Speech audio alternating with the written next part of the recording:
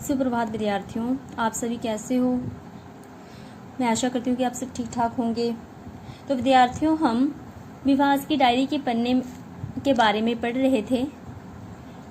तो बेटा, हमने 22 जून के बारे में भी पढ़ा है कि इसमें जो है विभास क्या लिख रहा था, कि इसमें लिख रहा था कि बारिश ना आने के कारण जो है लोग बहुत परेशान थे।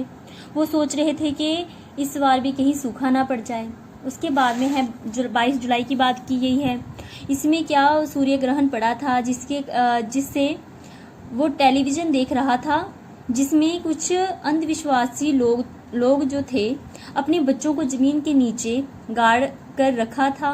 उन्हें कोई फ़र्क नहीं पड़ रहा था उनके रोने चिल्लाने से। ठीक है, इसके अंधविश्वास के बारे में बात की गई है इसमें 22 जुलाई के जो है डायरी के पन्नों में। तो बेटा आगे है 27 जुलाई की बात। डायरी में जो लिखा है उसने, पिछले कुछ दिनों से मन का बोझ लगातार बढ़ता चला जा रहा है। विभास बोल रहा है, मुझे बार बार यही सवाल परेशान करता है कि मैं लोगों की कुंठित सोच को बदलने के लिए क्या करूं, कैसे इन लोगों को झकझोर कर चेतना जगाऊं। ठीक है, आगे बोल रहा है कि कल की एक और खबर ने मुझे पूरी तरह तोड़ दिया था। कल टेलीविजन की एक खबर को देखकर मैं मानो आसमान से धरती पर आ गिरा। एक मंदिर की छत से छोटे छोटे बच्चों को, जिनमें से कुछ मात्र चंद महीनों के थे, मंदिर की छत के नीचे फेंका जा रहा था।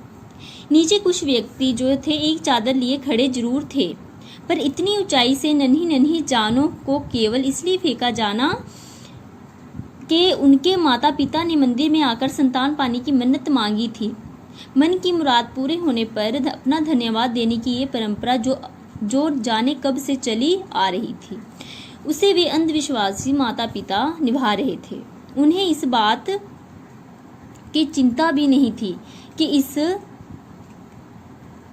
इस दक्यानुसी परंपरा को पूरा करने में, दक्यानुसी बेटा पिछड़े विचारों, ठीक है, पिछड़े विचारों की परंपरा को पूरा करने में उन मासूम बच्चों की जान भी जा सकती है, और उतनी ऊंचाई से नन्ही सी जान को फेंकने पर उन्हें जो मानसिक सदमा पहुंचा होगा उसकी और तो किसी का भी ध्यान ना था।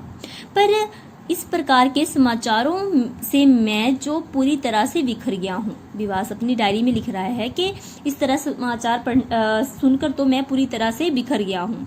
इसी उधेड़बुन में मैं सो तक ना पाया।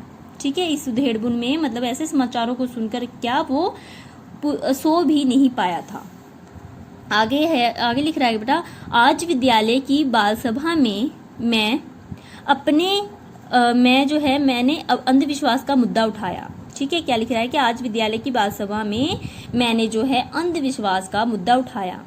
सूर्य ग्रहण में बच्चों का भूमि में दबाने, उसके बाद उन्हें ऊपर से नीचे फेंके जाने की घटना से मैं बहुत विचलित था। ठीक है, मेरे सहपाठी साथी भी मेरे विचारों से पूरी तरह से सहमत थे। हम सबने मिलकर यह निर्णय लिया कि हम एक विश्वास दल बनाएंगे जो अंधविश्वासों और रूढ़ियों की सदियों से चली आ रही गलत परंपराओं के विरुद्ध अभियान छेड़ेगा।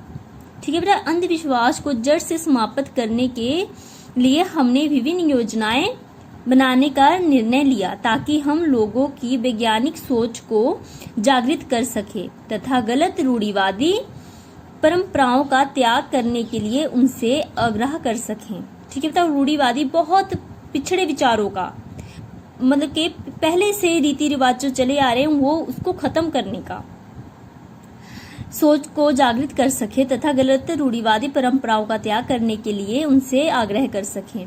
हमारे विश्वास दल का गठन हो गया और उस दल का अध्यक्ष मुझे ही चुना गया। ठीक है, विभास लिख रहा है कि हमारे जो है विश्वास दल का उनका जो था, दल का नाम क्या रखा, विश्वास दल का गठन बन गया और उस दल का जो अध्यक्ष था, मुखिया था, उसे किसे चुना गया, विभास को ही चुना गया।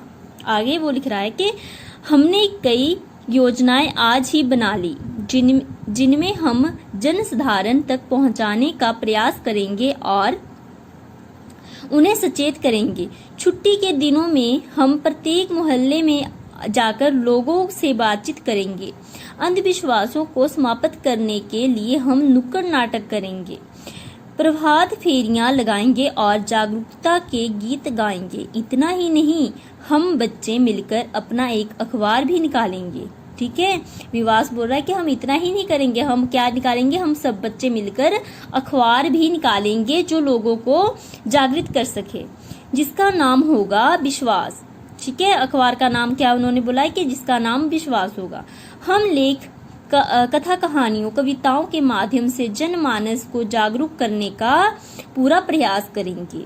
इस कार्य के लिए हमें स्कूल से शिक्षक अभिभावक संघ से धन की सहायता का आश्वासन भी मिला है। मुझे अपने विश्वास पर क्या है, भरोसा है। आज मैं निश्चिंत होकर सो पाऊंगा। ठीक है, तो ये किसने लिखा है, लेखक कौन है, डॉक्टर मधुपंत। तो बेटा मैं आशा करती हूँ कि आपको समझ आ चुका होगा। तो आप ध्यान से इसे पढ़िएगा और सुनिएगा। और बेटा नए शब्द हैं जो आपने अपने उत्तर पुस्तिका पर लिखने हैं। ठीक है बेटा, तो आपने इसे लिख लेना है और याद भी करना है। तो बेटा धन्यवाद।